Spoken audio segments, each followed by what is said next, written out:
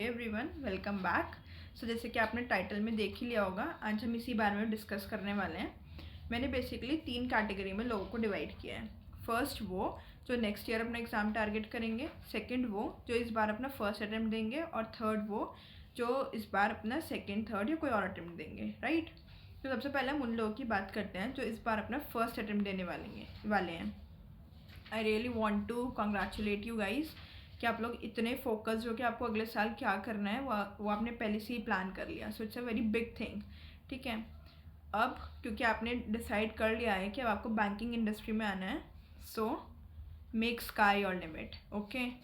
हमारी banking industry का sky क्या है? For me it's RBI grade B. मुझे नहीं पता कि इससे ऊपर कोई एग्ज़ाम है या नहीं है, बट मुझे इतना पता है कि RBI grade B is the best, right. मतलब वो अंतिम वही है शायद जो हम जैसे जो फ्रेशर्स हैं और इस इंडस्ट्री में एंटर करना चाहते हैं उनके लिए शायद RBI ग्रेड बी ही है। और आपको इस अपॉर्चुनिटी को बिल्कुल मिस नहीं करना चाहिए क्योंकि आप अभी सबसे बेस्ट टाइम फ्रेम में खड़े हो। मिनिमम भी आपके पास 1 साल है आप जब एग्ज़ाम के लिए अपेयर करोगे, और मैक्सिमम शायद 1.5 साल है, ठीक है। अगर आपका वे में भी रिजल्ट आता है तो आपके पास 1 से 1.5 साल आराम से है। तो आप आधे टाइम RBI ग्रेड बी की तैयारी करो और आधे टाइम पे अपनी और एग्ज़ाम्स की तैयारी करो। ये मानो कि बाकी एग्ज़ाम्स अगर ये हैं तो RBI ग्रेड बी ये है। तो अगर आप RBI ग्रेड बी की प्रिपरेशन कर रहे हो तो ऑलरेडी आपके बाकी एग्ज़ाम्स कवर हो रहे हैं। बस RBI ग्रेड बी का जो फेज़ 2 है उसमें क्योंकि मैथ्स और रीजनिंग नहीं आती है, तो आपको मैथ्स और रीजनिंग बाकी एग्ज़ाम्स में आती है और मेंस में आती है, तो उसके थोड़े हाई लेवल क्वेश्चन और प्रैक्टिस करने पड़ेंगे। बाकी जो भी आप RBI ग्रेड बी में पढ़ोगे वो सब आपका काम आएगा। मैं आपको बिल्कुल भी गाइड नहीं करने वाली कि how do you prepare for RBI grade B, क्योंकि I will not do just with that. मैंने खुद कभी उसका एग्ज़ाम नहीं दिया है, इवन मुझे उसका सिलेबस भी ढंग से नहीं मालूम, तो मुझे उस पर कमेंट करने का कोई हक नहीं है और मैं करूँगी भी नहीं। मैं सिर्फ आपको एक विजन शो कर रही हूँ कि आपको वो चीज़ एम करना चाहिए, क्योंकि अगर किसी ने मुझे मेरे टाइम पे गाइड किया होता, I also had plenty of time, लेकिन मेरे को किसी ने गाइड नहीं किया था उसके लिए। और जो हम और यूट्यूब चैनल पे या फिर हमारे जो एजुकेटर्स हैं वो दिखता है SBI PO, IBPS PO, RRB PO, इन्हीं सब की बात करते हैं। RBI ग्रेड बी को तो कोई नाम भी नहीं लेता, बहुत बहुत रेयरली आप सुनते होंगे, है ना। तो उस तरफ कभी सोच गई नहीं। और अब जब एक लंबी साइकिल ख़त्म हुई सारे एग्ज़ाम्स की फ्रॉम अप्रैल टू फरवरी, तब अब जब लगता है कि एक upcoming notification RBI grade B का, रियलाइज़ होता है that we are not prepared for it. तो लगता है कि पहले से ही प्रिपरेशन कर लेनी चाहिए थी, क्योंकि मेरे पास तो टाइम भी था। मैंने भी अपने फाइनल ईयर से ही प्रिपरेशन स्टार्ट कर ली थी, ठीक है। तो जो मिस्टेक मैंने करी, मैं नहीं चाहती कि आप लोग भी इस चीज़ के लिए रिपेंट करो। और आप एक बात सोचो, आप ग्रेजुएट्स हो, राइट। तब 21-22 साल के होंगे ही। मान लो आपने 22 साल की एज में पेपर दिया सबसे पहली बार ग्रेड बी का, आपने क्वालिफाई नहीं किया। आप 23 में दोगे, 24 में दोगे, 25 में दोगे, तब कभी तो क्वालिफाई कर जाओगे। 25 की उम्र में आप ग्रेड बी के अगर ऑफिसर भी बन जाते हो तो भाई आपके पास कितनी अपॉर्चुनिटीज़ हैं उस इंस्टीट्यूशन में आगे जाने की, है ना। बहुत है ना, मानते हो इस बात को। तो फिर एम करो उस चीज़ के लिए। आप ग्रेड बी को टारगेट करोगे, आप ऑलरेडी SBI PO बन जाओगे, क्योंकि आप ऑलरेडी इतनी मेहनत करके चलोगे कि आप SBI निकाल लोगे। बस थोड़ा सा दोनों में एक्स्ट्रा एफर्ट की ज़रूरत है, जो इस टाइम में सबसे अच्छी की जा सकती है। अब जैसे जो मेरा टाइम है, अब मैंने दिए 6 के 6 एग्ज़ाम्स दिए इस बार के, बट अभी तक रिज़ल्ट किसी का भी पॉजिटिव नहीं आया। तो अब मैं एक ऐसी पोजीशन पे हूँ, मतलब कि I can not take grade B, मतलब मैं सिर्फ ग्रेड बी के बारे में नहीं सोच सकती। और अभी तो ग्रेड बी का नोटिफिकेशन भी बहुत जल्दी एक्सपेक्टेड है कि आ जाएगा। पिछली बार तो मार्च के स्टार्टिंग में एग्ज़ाम्स भी हो गए थे, तो अभी भी कभी भी नोटिफिकेशन आ सकता है। और काफ़ी सब्जेक्ट्स हैं उसके जो हैं प्रिपरेशन मांगते हैं, वो अच्छे 5-6 महीने तो मांगते ही हैं। तो ऑब्वियसली टाइम भी नहीं है और तैयारी भी नहीं है, ठीक है। तो और फिर एक वो भी होता है, एक बैकलॉग भी इकट्ठा है कि आपने 1 साल पिछला दिया बट उसमें आपका रिजल्ट नहीं आया, मतलब अनएम्प्लॉयमेंट है ना, बेरोज़गारी। तो एक वो भी रहता है मन में कि यार ऑलरेडी 1 साल दे दिया, अब अगर ग्रेड बी के लिए तैयारी करेंगे तो फिर 1 साल 2 साल चले जाएंगे। तो अब धीरे धीरे ना मन में एक डर आ जाता है। पहले लगता है कि जॉब होनी चाहिए, तो बाद में थोड़ा सा करना मुश्किल पड़ती है तैयारी। इसलिए जो टाइम में आप अभी हो उस टाइम को यूज़ करो और ग्रेड बी को विजन बनाओ, अपना एम बनाओ अपना। ये मेरी आपसे सलाह रहेगी। बाकी तो आप सब समझदार हैं। सेकेंड हम बात करते हैं उन लोगों की जो इस साल अपना फर्स्ट अटैम्प्ट देने वाले हैं, ठीक है, जिस पोजीशन में मैं भी थी लास्ट ईयर। तो 3 हमारे मेन सब्जेक्ट हैं, इंग्लिश, मैथ्स और रीजनिंग। सबसे पहले बात करते हैं इंग्लिश की। इंग्लिश में मैं जो करती हूँ, मैं एडिटोरियल्स पढ़ती हूँ, ठीक है। एडिटोरियल्स कभी खुद से मत पढ़ना, आप कुछ भी लेके बैठोगे, द हिंदू, इकोनॉमिक्स और पता नहीं कौन कौन से होते हैं, आप लोगे। फॉर एग्जांपल द हिंदू सबसे ज़्यादा लोग बोलते हैं द हिंदू पढ़ो, द हिंदू पढ़ो, लोग लेके बैठ जाते हैं, ठीक है। फिर क्या होता है, वो गूगल करते रह जाते हैं मीनिंग्स, उसमें इतने सारे नए नए शब्द होते हैं, लोग गूगल करते रह जाते हैं। फिर कुछ लाइन्स का मतलब समझ आता है, कुछ का नहीं आता, और हम अपनी मर्जी से ज्यूम कर लेते हैं कि शायद ऑथर ये बात बोलना चाहता होगा। रहने दो, मत करो। 2 दिन करोगे, तीसरे दिन बोर हो जाओगे, नहीं करोगे, ठीक है। इससे बढ़िया 2 टीचर्स का मैं नाम बताती हूँ, एक विशाल सर, एक निमिषा मैम। दोनों 7 बजे लेते हैं अपने यूट्यूब चैनल्स पे क्लासेस, आप उनको देखो, ठीक है। विशाल सर का पॉजिटिव पॉइंट क्या है कि वो पूरा पेपर का आपको हाईलाइट दे देते हैं, ठीक है। वो पहले पूरा पेपर दिखा देते हैं कि ये टॉपिक्स आए हैं इस पेपर में और ये हम आर्टिकल रीड करने वाले हैं। निमिषा मैम ये चीज़ नहीं करती, बट विशाल सर थोड़ा सा एडवर्टीजमेंट बीच बीच में भी कर देते हैं जो निमिषा मैम नहीं करती, ठीक है। और हमें थोड़ा एडवर्टीजमेंट नहीं पसंद होते इतने, हम अवॉइड करते हैं, राइट। तो अगर वो चाहिए आपको तो आप निमिषा मैम के पास जा सकते हो। दूसरी बात, निमिषा मैम क्या करते हैं, आपको पहले टाइम देती हैं कि आप खुद से रीड करो, और उसके बाद वो एक्सप्लेन करती हैं। तो उससे क्या होता है, आपको रीड करने का भी टाइम मिल जाता है, और फिर आपको समझ में आ जाता है कि एक्चुअली में जो ऑथर कह रहा था कि आपने भी वही समझा या नहीं समझा। और साथ में द हिंदू की वो कैब दोनों ही टीचर कराते हैं, निमिषा मैम भी, विशाल सर भी। तो वो कैब आप कर लोगे ना, और उसको सुबह और शाम को एक बार रीड कर लोगे। वही वो कैब अगर आप रोज़ करते रहोगे, मतलब जो भी द हिंदू में उस दिन की वो कैब आ रही है, that will be more than sufficient. आपको कोई भी फालतू बुक्स पढ़ने की ज़रूरत नहीं है। ल्यूसेंट पढ़ते हैं लोग, या और भी हमारे टीचर्स ने भी कुछ बुक्स निकाली हुई हैं और सजेस्ट करते हैं, ज़रूरत नहीं है। द हिंदू की वो cab is more than sufficient. आप रोज़ वही रीड कर लो, वो भी आपका काम कर देगी, ठीक है। तो आप इन दोनों टीचर्स में से कोई भी फॉलो कर सकते हो। मैं निमिषा मैम को फॉलो करती हूँ, ठीक है, इंग्लिश के लिए। अब मैं निमिषा मैम को क्योंकि फॉलो करती हूँ तो मैं हर चीज़ उनसे ही पढ़ती हूँ। एडिटोरियल भी, एरर डिटेक्शन मैम कराती हैं 1:30 बजे, मैं उसको फॉलो करती हूँ। आप क्या करो, सबसे पहले अनअकैडमी ऐप इंस्टॉल कर लो और अपना गोल बैंकिंग एग्जाम सेलेक्ट कर लो। उसके बाद आप 3-4 टीचर्स को फॉलो कर लो, एक निमिषा मैम को, एक अंकुश लांबा सर को, पुनीत सर को और अरुण सिंह को, अरुण रावत सिंह, ठीक है। इन 4 टीचर्स को आप फॉलो कर लो। अब आप जब निमिषा मैम को फॉलो करोगे तो आप देखोगे उनकी एक प्लस क्लास है, एक स्पेशल क्लास है। प्लस क्लास पेड वालों के लिए जो सब्सक्रिप्शन लेते हैं, ज़रूरत नहीं है। आप प्लस स्पेशल वाली क्लास में जाओ, उसमें आप देखोगे नंबर ऑफ़ वीडियोस पड़ी हुई हैं, ठीक है। आप क्या करो, उसमें से एरर डिटेक्शन की वीडियोस वो प्ले करो, और जितनी पुरानी वीडियोस होंगी ना वो ज़्यादा आपको फ्रूटफुल लगेंगी, ठीक है। जो अभी रिसेंट के उनके कंपैरिजन में जो पिछली वीडियोस थी उनमें मैम ज़्यादा एक्सप्लेन करती थी और ज़्यादा अच्छे से कॉन्सेप्ट लेती थी। आजकल शायद मैम थोड़ा बिजी हैं, तो थोड़ा आजकल पे ज़्यादा आप पिछली वाली वीडियोस पे ज़्यादा फोकस करना, ठीक है। आप पिछली वीडियोस चला लेना, मैम के एरर डिटेक्शन की जो वीडियो होंगी।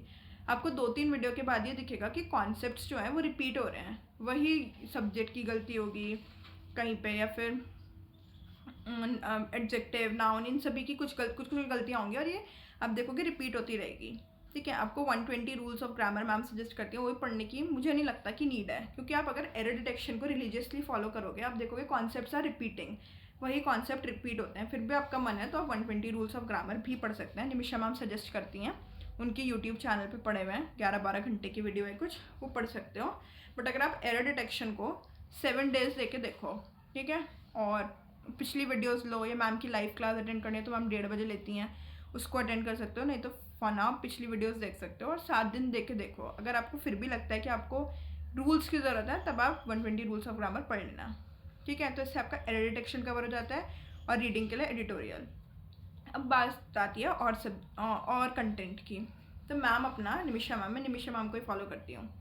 तो मैम एक परफेक्शन बैच चलाती हैं अपना, उसमें वो क्या करती हैं, मिक्स्ड क्वेश्चंस कराती हैं, मतलब वो पैराजम्बल भी करा देंगी, वो रीडिंग कॉम्प्रिहेंशन भी कराएंगी, फिलर्स भी, मतलब जो जो भी पैटर्न्स होते हैं उनको मिक्स कर करके कराती हैं। सी, इंग्लिश के लिए कुछ भी प्री और मेंस नहीं होता, जो आप पढ़ रहे हो वही प्री है और वही मेंस है।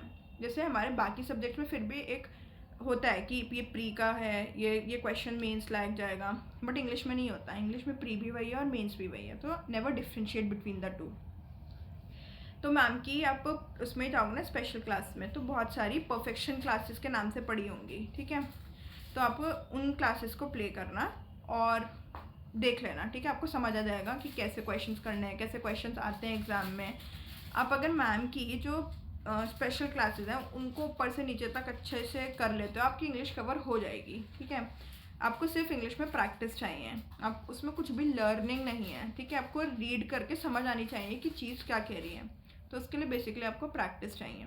तो प्रैक्टिस आपको उन क्लासेस से मिल जाएगी जो मैम का पेड होता है। अगर कोई सोचता है कि पेड में कुछ अलग होता है, पेड में भी सेम यही होता है। मैम परफेक्शन क्लास ही कराती हैं और वो ही सेम क्वेश्चंस होते हैं जो मैम स्पेशल में कराती हैं। मतलब क्वेश्चंस अलग होते हैं, पैटर्न वही होता है, पढ़ाने का तरीका सब सेम होता है, सब तो कोई डिफरेंस नहीं है।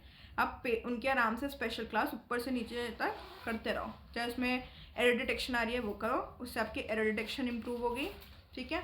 और जो उनकी परफेक्शन वाली क्लासेज हैं, पैराजम्बल की क्लासेज हैं, आरसीज की क्लासेज हैं, वो सब अटेम्प्ट कर लो निमिषा मैम की, ठीक है। इंग्लिश में यही आपके लिए मोर देन सफिशेंट होगा। उसके बाद हम मॉक टेस्ट करेंगे बाद में, ठीक है। मॉक टेस्ट में आप कर सकते हो और प्रैक्टिस, ठीक है। अभी के लिए आप मैम की आप करो अनअकैडमी पे स्पेशल क्लास में जाके। एक और बात मॉक से याद आई कि बहुत लोग बोलते हैं कि आप इनिशियली मॉक दो, ठीक है, मत देना, फेल हो जाओगे, कुछ नहीं सॉल्व होने वाला, सब कुछ वीक लगने वाला है। वो बात अलग है अगर आप एसएससी एस्पिरेंट हो, आप एसएससी से आप बैंकिंग में स्विच हुए हो, तो डेफिनेटली आपको काफ़ी कुछ आता होगा, तब तो आप मॉक दे के एनालाइज करो। बट अगर आप एक नए हो, अभी ग्रेजुएशन कंप्लीट करके एग्ज़ाम दोगे या देने वाले हो, तो आपको कुछ नहीं आएगा, फेल हो जाओगे मॉक टेस्ट में। तो अभी मॉक टेस्ट के चक्कर में मत पढ़ना, सिलेबस कंप्लीट करने के चक्कर में पढ़ना, ठीक है। तो इंग्लिश का आपके मैं ऐसे करती हूँ, तो मैंने आपको बता दिया। सेकंड हम बात करते हैं मैथ्स की। तो मैथ्स में सबसे पहले तो स्क्वायर्स आने चाहिए, क्यूब आने चाहिए, परसेंटेज आने चाहिए। परसेंटेज वैल्यूज़ जो होती है कि 100% की वैल्यू होती है 1, 50% 1/2, तो ये सब आने चाहिए। और शॉर्ट ट्रिक्स, हाँ, ये आप यूट्यूब पे सर्च कर लेना, ठीक है। बहुत सारी कैलकुलेशन की शॉर्ट ट्रिक्स मिल जाएंगी, उनको देख के सीखने की कोशिश करना। और स्क्वायर्स आपको 1 से 50 तक, मैंने जो किए थे 1 से 50 तक किए थे। क्यूब मैंने 1 से 20 तक किए थे। और परसेंटेज के जो भी चार्ट होता है वो मैंने किया था। अगर आपको परसेंटेज का चार्ट चाहिए हो तो आप मुझे मैसेज कर देना, मैं टेलीग्राम पे शेयर कर दूँगी, ठीक है। और शॉर्ट ट्रिक्स देखनी है आपको कैलकुलेशन की। सी मैथ्स में एक पोर्शन आता है सिंप्लीफिकेशन और अप्रॉक्सीमेशन। कोई भी बंदा ऐसा नहीं है जिसे बचपन से जोड़ घटा करनी नहीं आती हो, सबको आती है, मानते हो। बस प्रॉब्लम क्या है कि थोड़े थोड़े वो जो डिजिट्स होती हैं वो बड़े हो जाते हैं, नंबर्स बड़े हो जाते हैं। तो आप थोड़ी शॉर्ट ट्रिक्स देखो यूट्यूब पे, बहुत ईजीली मिल जाएंगे। तो वो शॉर्ट ट्रिक्स देख के ट्राई करा करो, ठीक है। तो अब आपको सिंप्लीफिकेशन और अप्रॉक्सीमेशन प्रैक्टिस करना है। इसमें सीखने का तो कुछ नहीं है, सिर्फ प्रैक्टिस करना है। तब आप क्या करना, आप जाना आप अरुण रावत सिंह सर की प्रोफाइल पर, उसमें आप जाना स्पेशल क्लासेस में। तो जब मैं पहले सर को फॉलो करती थी तब तो सर बहुत ज़्यादा टेस्ट लिया करते थे कि 50 बेस्ट सिंप्लीफिकेशन, 20 बेस्ट अप्रॉक्सीमेशन, ऐसे करके वो टेस्ट लिया करते थे। तो उनकी चलोगे आप उनकी प्रोफाइल में नीचे स्पेशल क्लासेस में, तो बहुत सारी ऐसी वीडियोस पड़ी होंगी, आप उन वीडियो को प्ले कर लेना, ठीक है। उसमें आएगा पोल सिस्टम, मतलब आपको एक 30 सेकंड का टाइम देंगे और फिर आपको मतलब क्वेश्चन डिस्प्ले होगा, 30 सेकंड का टाइम देंगे और उसके बाद सोल्यूशन भी बताएंगे।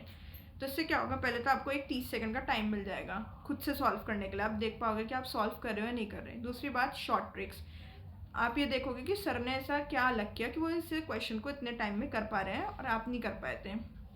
बहुत से लोग क्या होता है, बहुत सजेस्ट करते हैं लोग कि आप खुद से रोज़ 50 सिंप्लीफिकेशन कर लो, 50 अप्रॉक्स से रोज़ कर लो।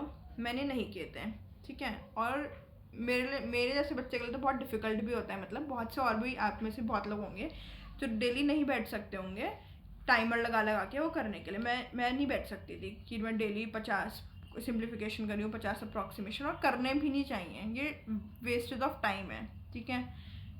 इसमें आपको अपना टाइम नहीं देना चाहिए। ये मॉक टेस्ट जब हम करेंगे और ऑटोमेटिकली हमारी स्पीड इंक्रीज़ हो जाएगी। फिर भी अगर आपको प्रैक्टिस करनी है, मैंने भी करी थी, तो मैंने अरुण सिंह रावत सर जो कराते थे अनअकैडमी के स्पेशल पे मैं जाके उनकी क्लास अटेंड कर लेती थी। आप भी ऐसे करना, आपकी सिंप्लीफिकेशन अप्रॉक्सीमेशन कवर भी हो जाएंगे और ट्रिक्स भी पता चल जाएंगे और थोड़ी सी स्पीड भी डेवलप होगी। फिर सेकेंड बात आती है क्वाड्रेटिक की। ये मैं मानती हूँ कि इसे सीखने की ज़रूरत होती है। तो क्वाड्रेटिक के लिए आप यूट्यूब पर सर्च कर लेना, कौशिक मोहंती सर ने पूरा क्वाड्रेटिक इक्वेशन कवर किया है, आप वहाँ से क्वाड्रेटिक सीख लेना, उसमें सारे कॉन्सेप्ट्स कवर हो जाएंगे। फिर बात आएगी प्रैक्टिस की, तो फिर से आप अरुण रावत सिंह की प्रोफाइल पे जाके क्वाड्रेटिक के क्वेश्चन अटेम्प्ट कर लेना। फिर मिसिंग सीरीज़ और रॉन्ग नंबर सीरीज़, ये तो भाई आप एक छांटो 10,000 वीडियोज़ इसकी आ जाएंगी, ठीक है। तो आप ये भी बहुत अच्छे से यूट्यूब से कवर कर सकते हो। तो ये जो चारों पांचों चीज़ें एग्जाम्स में आती हैं ये सिर्फ प्रैक्टिस बेस्ड है। तो प्रैक्टिस आप अरुण सिंह रावत सर के साथ कर सकते हो उनकी स्पेशल क्लासेस में अटेम्प्ट करके, ठीक है। अब उसके बाद जो इसमें मेन चीज़ आती है वो आती है अर्थमेटिक, ठीक है।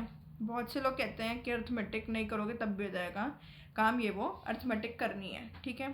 सबसे पहले करना है ratio, percentage, time and work, mixture allegation, compound interest, simple interest और प्रॉफिट लॉस। ये 6 तो आपको हर हाल में कवर करने ही करने हैं। उसके अलावा आप टाइम, स्पीड एंड डिस्टेंस और बोट एंड स्ट्रीम ये भी कवर करने हैं, बट इन 6 के बाद आप ये कवर कर सकते हो। मेंसुरेशन और प्रोबेबिलिटी, परम्यूटेशन, कॉम्बिनेशन छोड़ सकते हो फॉर नाउ। कवर कर सको तो अच्छी बात है। मैंने सिर्फ मेंसुरेशन छोड़ा हुआ है, मेरे से उसके फॉर्मूलेज याद नहीं होते, तो मैंने मेंसुरेशन छोड़ा हुआ है, बट बाकी कवर करा हुआ है, ठीक है। तो आपको भी पहले ये ऊपर के 6 कवर करने हैं। अब इन 6 को आप कैसे कवर करोगे? यूट्यूब, फिर से सबसे बेस्ट सोर्स हमारे पास यूट्यूब ही है। 3 टीचर्स का नाम बताती हूँ, ठीक है। आशीष अरोड़ा सर, कौशिक मोहंती सर और अरुण सिंह रावत सर ने अगर करवा रखा हो तो, ठीक है। और तो आप क्या करना, जैसे आपने लिखो, आप किसी भी 2 टीचर्स को देखना, ठीक है। जैसे मान लो आप परसेंटेज टॉपिक सबसे पहले पढ़ रहे हो, तो आप किसी भी एक एजुकेटर को पढ़ना, उसने जितना भी परसेंटेज पे अर्थमेटिक करवा रखा हो आप उसको सारा कर लेना, ठीक है। उसके बाद आप एक और टीचर के पास जाना। सबसे पहले सामने आशीष सर के पास गए, तो पहले पूरा परसेंटेज पढ़ लिया उनसे, फिर कौशिक मोहंती सर के पास जाना, ठीक है। अब आपको परसेंटेज आ गया होगा क्योंकि आप ऑलरेडी एक जगह से पढ़ के आ चुके हो। तब आप आशीष सर से जो आपने पढ़ा वो देखना कि जब कौशिक मोहंती सर वो क्वेश्चंस करा रहे हैं तो आपसे सॉल्व हो रहे हैं या नहीं हो रहे हैं। बहुत से ऐसे क्वेश्चन होंगे जो आपसे सॉल्व हो जाएंगे, बट बहुत से ऐसे होंगे जो आप वहाँ पे नए सीख जाओगे। तो जब आप 2 डिफरेंट एजुकेटर से पढ़ोगे तो आपको 2 डिफरेंट पर्सपेक्टिव भी मिलेगा क्वेश्चन को सॉल्व करने के लिए, और डिफरेंट क्वेश्चंस भी मिलेंगे। तो ऐसे कम से कम एक टॉपिक को 4 से 5 दिन आराम से अपना देना, ठीक है। ऐसे करके अपने पहले ये 6 टॉपिक कंप्लीट करना और उसके बाद और टॉपिक्स भी कंप्लीट करना। अब अगर आपको खुद से प्रैक्टिस और करने की इच्छा हो तो क्या करना, अड्डा 247 का जो ऐप है उसे इंस्टॉल कर लेना। उस पर वो लोग टॉपिक वाइज क्वेश्चंस डालते हैं, जैसे परसेंटेज के डाल देंगे, रेशियो एंड प्रोपोर्शन के डाल देंगे, मिक्सड एलिगेशन के, ऐसे डाल देंगे वो लोग, तो आप उससे भी सॉल्व कर सकते हो। तो किसी भी 2 टीचर्स को पकड़ना, आशीष अरोड़ा सर को पकड़ लेना और कौशिक मोहंती सर को पकड़ लेना, या जो भी आपको लग रहा है, अरुण सिंह रावत को भी। इन 3 में से कोई भी 2 टीचर्स को पकड़ना, पूरा पहले अपना कॉन्सेप्ट्स क्लियर करना, क्वेश्चंस प्रैक्टिस करना, अड्डा से प्रैक्टिस कर लेना, और एडिशनल चाहिए हो तो फिर नेक्स्ट टॉपिक पर स्विच ऑन करना, ठीक है। ऐसे करके आपको अर्थमेटिक कवर करनी है और करनी ही है। That will be a bridge, आप आगे जिससे जाओगे वो आपकी एक ब्रिज की तरह एक्ट करेगा। फिर हम बात करते हैं DI की, डेटा इंटरप्रिटेशन, राइट। तो DI डिफ़िकल्ट बिल्कुल नहीं आती है एग्ज़ाम्स में, बहुत प्री में ईजी आती हैं। सिर्फ लैंग्वेज का खेल होता है कि आपको पढ़ के समझ में आना चाहिए कि क्वेश्चन में वो पूछ क्या रहे हैं। तो और डेटा मतलब ग्राफ रीड करना आना चाहिए, और लैंग्वेज जो पूछ रहा है उसे समझनी आनी चाहिए। तब आपको क्या करना है, अब जाना है आपको अंकुश लांभा सर के पास, ठीक है। He is one of my favourite educator. तो आपको उनकी प्रोफाइल में जाना है। अब उसमें आपको स्पेशल क्लास में जाना है, और आप देखोगे कि उन्होंने बहुत सारे, उनकी मतलब बहुत एंडलेस लिस्ट है उनके पास, ठीक है। अब उसमें जाना, उसमें प्री के बहुत सारे सेट 1, सेट 2, सेट 3 करके बहुत सारी डेटा इंटरप्रिटेशन की क्लास पढ़ी होंगी। आप उनको देख के सॉल्व कर लेना, बहुत इजी होता है, बिल्कुल भी आपको डिफ़िकल्ट नहीं लगेगा। बहुत पढ़ के आपको समझना आना चाहिए और ग्राफ रीड करना चाहिए। तो आपको जाना है डेटा इंटरप्रिटेशन के लिए अंकुश लांबा सर के पास। तो ऐसे आप अपना मैथ्स प्रिपेयर करोगे, ठीक है। अरुण सिंह रावत का भी यूज़ करोगे, और आप इनमें यूट्यूब से भी सारे एजुकेटर्स को यूज़ करोगे, और फिर अंकुश लांबा सर को भी यूज़ करोगे। इंग्लिश के लिए कौन था, सिर्फ निमिषा मैम। मैथ्स के लिए वी हैव 3 डिफरेंट और 4 डिफरेंट एजुकेटर्स। अब हम बात करते हैं रीजनिंग की। रीजनिंग के 2 ही महारथी हैं हमारे पास, एक है अंकुश लांबा सर और दूसरे हैं पुनीत सर, और दोनों ही इक्वल हैं, मतलब दोनों ही, मतलब इनका कोई तोड़ नहीं है, सबसे बेस्ट एजुकेटर्स हमारे पास हैं। तो मैंने जब इनिशियली स्टार्ट किया था तो मैंने टीम एवीपी को फॉलो किया था। अब सिलॉग्स has its own conflict, right? मतलब सिलॉग्स में जब आप स्टार्ट करोगे आप देखोगे कि सिलॉग्स में ना बहुत एक अलग ही फाइट रहती है। कुछ क्वेश्चंस में कहीं पे कुछ कॉन्सेप्ट होता है, मॉक टेस्ट में कुछ आंसर्स आ रहे होते हैं, ऐसे करके। तो मैंने पुनीत सर को फॉलो किया था क्योंकि इनिशियली तो मैंने उन्हीं का कॉन्सेप्ट सीखा था और मेरे को समझ पे आ गया था। तो मैंने तो सिलॉग्स पुनीत सर से किया था। आप चाहो तो अंकुश लांबा सर से भी कर सकते हो, तो आप कर लेना किसी से भी, इन दोनों में से, ठीक है। यूट्यूब पे लिखना सिलॉग्स बाय पुनीत सर, आ जाएगी वीडियो, देख लेना, सीख लेना, पूरा उन्होंने डाला हुआ है। फिर आप इनइक्वालिटी अंकुश लांबा सर ने यूट्यूब पे कवर किया हुआ है, वहाँ से कर लोगे। अल्फा न्यूमेरिक भी सर ने कवर किया है, वो भी आप कर लोगे। डिस्टेंट डायरेक्शन ये भी आपको मिल जाएगा, ठीक है। या तो पुनीत सर या अंकुश लांबा सर, तीसरे किसी सोर्स पे जाने की ज़रूरत ही नहीं है। हमारे बैंक के लिए यही 2 teachers are more than sufficient, ठीक है। फिर बात आती है पजल्स की। पजल्स के लिए आपको जाना है अंकुश लांबा सर की स्पेशल क्लासेस में। जब आप जाओगे देखोगे नंबर ऑफ वीडियोस पड़ी हैं वहाँ पे पजल्स की, ठीक है। सर का एक थ्रेड मेथड है जो कि बहुत फेमस है और बहुत जल्दी से पजल सॉल्व हो जाती हैं। आप सर के साथ जुड़ोगे तो आपको अपने आप ही करनी आ जाएंगी। आप 1 महीने में मुझे लगता है कि रीजनिंग सब कर लोगे, सब सीख जाओगे।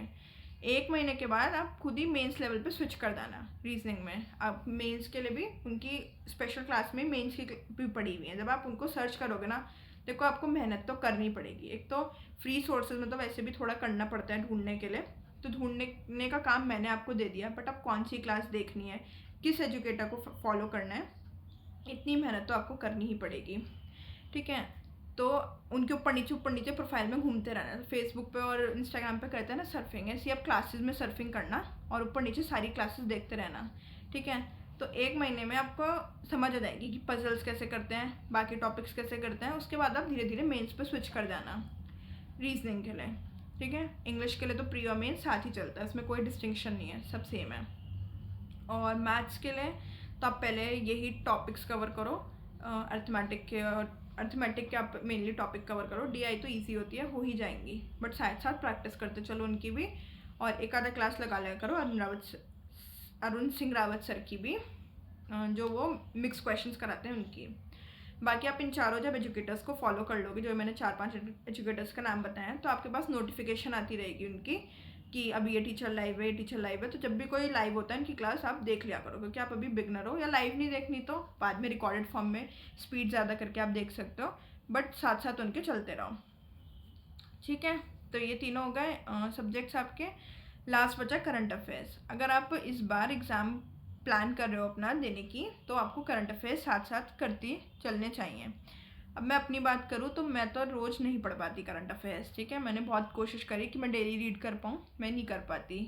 और मैं मंथली कैप्सूल्स पे डिपेंड रहती हूँ, और ये मैं अपनी ना नेक्स्ट वीडियो में बता दूँगी कि मैं कौन सी कैप्सूल्स वगैरह रेफ़र करती हूँ और क्या उनकी, मतलब मैं कैसे पढ़ती हूँ, सब कुछ आपको मैं नेक्स्ट वीडियो में बता दूँगी। तो वीडियो नेसेसरली बहुत लंबी होती रहेगी, बट अगर आप पढ़ सकते हो करंट अफेयर्स तो आप साथ साथ पढ़ते चलना, ठीक है। तो ये हो गई आपकी बात। अब हम बात करते हैं उन लोगों की जो इस बार अपना 2nd या 3rd अटेम्प्ट देने वाले हैं। तो मैं उनको बोलना चाहूँगी कि आप सिर्फ मेंस की प्रैक्टिस करो। हो सकता है कि इस बार आपके कुछ प्री ना निकले हो, वो इसलिए नहीं निकले होंगे क्योंकि या तो इंग्लिश ने आपको धोखा दिया होगा, या आपकी स्पीड के चक्कर में नहीं निकले होंगे, आप उतने क्वेश्चन अटेम्प्ट नहीं कर पाए होंगे। ये प्रॉब्लम इतनी बड़ी नहीं है। इंग्लिश तो सभी को करनी है, चाहे कोई अगले साल एग्ज़ाम दे रहा हो, इस साल एग्ज़ाम दे रहा हो, या फिर अपना 2nd 3rd दे रहा हो, उसे इंग्लिश तो सेम यही पढ़नी है, ठीक है। तो इंग्लिश तो सभी को ये पढ़नी है, बट जो इस बार अपने 2nd 3rd अटेम्प्ट देंगे उनको सिर्फ मेंस पे फोकस करना चाहिए। और स्पीड के लिए, जैसे हमारा एग्ज़ाम ये सभी के लिए है, जैसे हमारा एग्ज़ाम अभी जुलाई में शेड्यूल है, तो आप जून से मॉक्स मारने शुरू कर देना, ठीक है। मैं जब मॉक्स मारती थी तो मैं एक दिन में 8 या 10 मॉक्स भी मार लेती थी। अब ये साइको हरकत है, ठीक है, लेकिन मैं थी ऐसी, मेरे को लगता था मॉक्स मारने से ही मेरी स्पीड इंप्रूव होगी या जो भी होगा, और मैं पागलों की तरह मॉक्स मारती रहती थी। मैंने बहुत सारे सोर्सेज से मॉक्स ले रखे थे, मैंने अड्डा के भी लिया था, मेरे फ्रेंड के पास टेक्स्ट बुक था तो मैं उससे शेयरिंग में वो भी लेती थी, मेरे पास PM भी था और स्टडी नीति का भी था मेरे पास। तो मैंने सारे मॉक्स ट्राई किए हुए हैं और मैंने सबके सारे मॉक्स मारे हुए हैं, ठीक है। तो ये साइको वाली हरकतें शायद मुझे तो सूट करी हैं, अब आप देख लो आपको करें या ना करें। तो मैं तो यही सजेस्ट करूँगी कि भाई अंधे होके मॉक्स मारो, बहुत सारे मॉक्स मारने हैं बट अभी नहीं मारने, जब एग्ज़ाम है उससे 1 महीना पहले से मारने शुरू करेंगे, रोज़ के 8-10 मॉक्स मारेंगे, तब की तब देखेंगे। But for now that's the whole video, ठीक है। आई होप सबको समझ आ गया हो कि किसको कैसे करना चाहिए, और थैंक यू।